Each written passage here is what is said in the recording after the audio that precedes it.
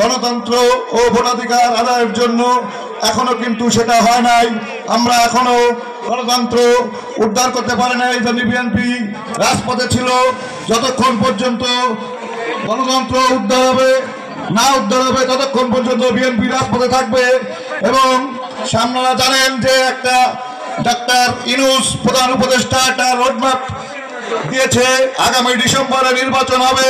সেই নির্বাচনে আমাদের প্রিয় নেতা রূপসার খোদা দিগলটি এই সংসদীয় আসনের ভিতরে সর্বোচ্চ ভোট দিয়ে আমরা জয়যুক্ত করব, এই আশাবাদ ব্যক্ত রেখে আমি আমার সংক্ষিপ্ত বক্তব্য শেষ করছি। খোদা হাফেজ। বাংলাদেশ জিন্দাবাদ।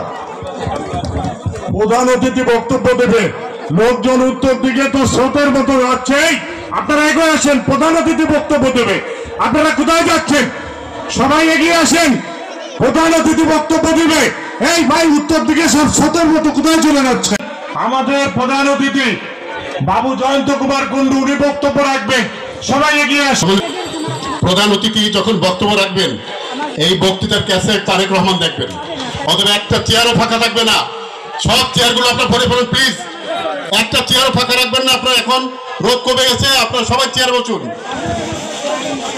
সম্মিলিত নতুন উদ্যমে সংগঠিত করে চলেছেন জননেতা জনাব মনিরুজ্জামান মন্টু ভাই।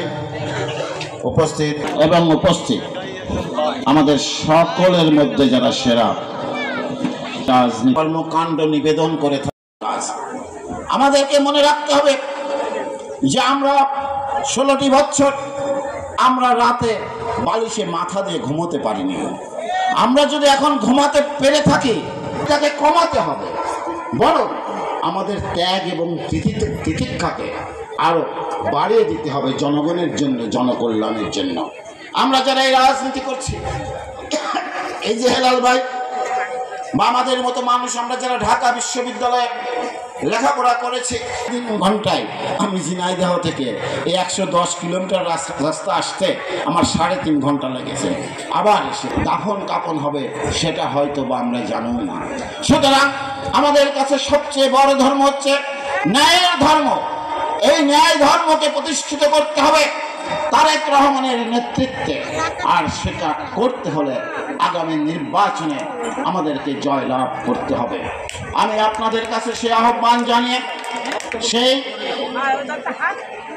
সেই অনুরোধ জানিয়ে, পাশাপাশি এই এলাকা সাম্প্রদায়িক সম্প্রীতির এলাকা।